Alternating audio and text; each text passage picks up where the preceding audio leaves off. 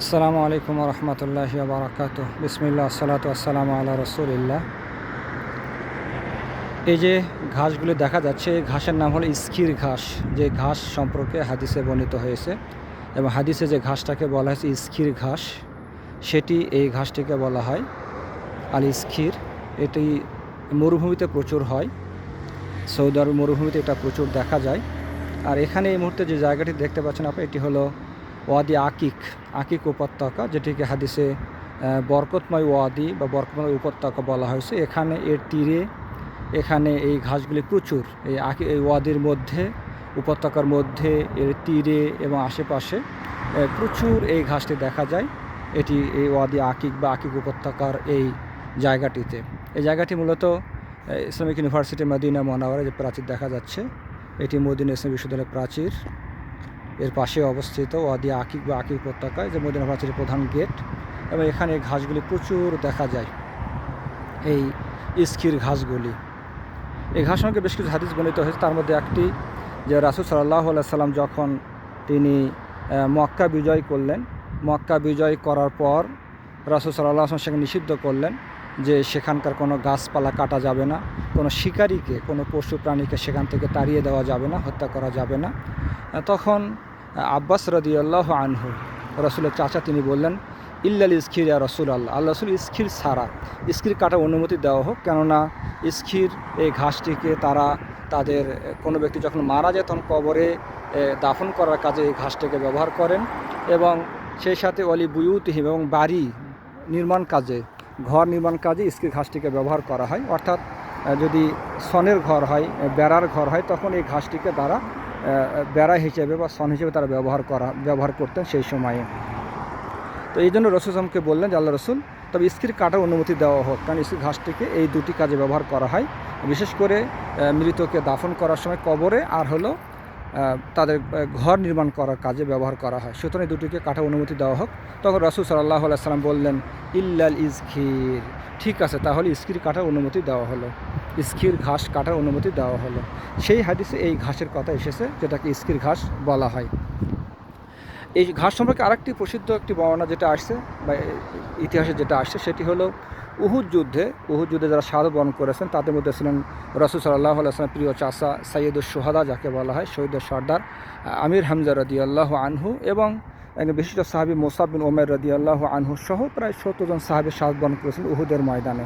শাহাদাত বরণ করার পরে তাদেরকে যখন উহুদের ময়দানে দাফন করা হবে, তখন দাফন করতে গিয়ে আসলে শহীদদেরকে দাফন করা হয়েছিল উহুদের ময়দানে বিনা গোসলে, বিনা জানাজায়, রক্ত মাখা অবস্থায় তাদেরকে দাফন করা হয়। এভাবে শহীদদেরকে দাফন করা হয়, এবং একই কাপড়ে একাধিক লাশকে কাফন পরানো হয়। আলাদা কোনো কাপড় নয়, তাদের শরীরে যে কাপড় ছিল সেই কাপড় দিয়ে তাদেরকে কাফন পরানো হয়। তো শহীদদেরকে দাফন করতে গিয়ে রাসূলের চাচা হামজা এবং মুসাব বিন উমাইর রাদিয়াল্লাহু আনহু সহ আরও কিছু সাহাবী তাদেরকে দাফন করতে গিয়ে সেখানে তাদের শরীরে যে কাপড় ছিল, মাথা ঢাকলে পা খুলে যাচ্ছিল, আর পা ঢাকলে মাথা খুলে যাচ্ছিল। তখন রাসূল সাল্লাল্লাহু আলাইহি সাল্লাম বললেন, তোমরা তাদের মাথার দিকে কাপড় দিয়ে দাও, আর পায়ের দিকে ইস্কির এই ঘাস দিয়ে ঢেকে তাদেরকে দাফন করো।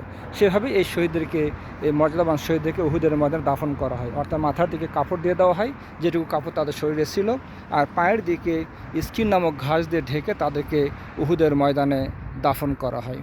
এই সেই ঘাস, ইস্কির ঘাস, যে ঘাসগুলি এখানে প্রচুর দেখা যায় মরুতে, বিশেষ করে এরকম জলাশয় বা তার আশেপাশে এখানে খুব সুন্দর হয়, খুব ভালো হয় এই ঘাসগুলি। সেই বিখ্যাত ঘাস আল ইস্কির অনেকেই দেখেননি এবং অনেকে চিনেন না, কিন্তু হাদিসে পড়েছেন বা ইতিহাসে পড়েছেন, কিন্তু আসলে সেই ঘাসটি তারা চিনেন না। এখানে এই ঘাসগুলি প্রচুর দেখা যায়। এটি আকিক উপত্যকা, ওয়াদি আকিক, যেটাকে হাদিসে বরকতময় ওয়াদি বলা হয়েছে, ওয়াদি মুবারক বলা হয়েছে। আর এখানে এই ঘাসগুলি, ইস্কির ঘাস সম্পর্কে অনেক কথা বলা হয়। আবহাওয়া পরিবেশের জন্য খুবই উপকারী এই ঘাসগুলি, ইস্কির ঘাসকে বলা হয়। সেই সাথে ভেষজ চিকিৎসা, যেটা গাছানো ঔষধ, যেগুলি চিকিৎসা যেগুলি করা হয়, সেক্ষেত্রে ইস্কির ঘাসের অনেক উপকারিতার কথা বলা হয়েছে। যে ইস্কির ঘাস অনেক উপকার, অনেক ঔষধ হিসেবে ব্যবহার করা হয় ইস্কির ঘাসটিকে। এরকম অনেক কিছুই কথা প্রচলন আছে এবং বলা হয়ে থাকে, এবং এই ইস্কির ঘাস দিয়ে চিকিৎসা করা হয়ে থাকে, যেগুলি জানা যায় বা পাওয়া যায় ভেষজ চিকিৎসার ক্ষেত্রে। আল্লাহ ভালো জানে। সেই ঘাসগুলি এখানে, এটাকে বলে ইস্কির ঘাস। আর এই যে কাঁটাযুক্ত গাছ দেখা যাচ্ছে, প্রচুর কাঁটা, এটাকে বাবলা গাছ বলা হয়, যেটা উট খেয়ে থাকে। এই কাঁটাযুক্ত গাছগুলি উট খেয়ে থাকে, প্রচুর কাঁটা। আর এইগুলি স্কির ঘাস এখানে দেখা যাচ্ছে। এখানে অনেক, যদি এগুলো লাগানো, এখানে উপরে যেগুলি এগুলো লাগিয়েছে, এখানে লাগানো হয়েছে, আর নিচে যেগুলি সেগুলি এমনিতে হয়েছে। এখানে অনেক দেখা যাচ্ছে স্কির ঘাস।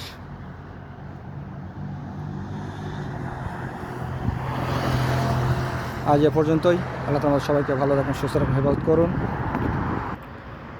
সুবহানাকা আল্লাহুম্মা ওয়া বিহামদিকা আশহাদু আল্লা ইলাহা ইল্লা আনতা আস্তাগফিরুকা ওয়া আতুবু ইলাইক।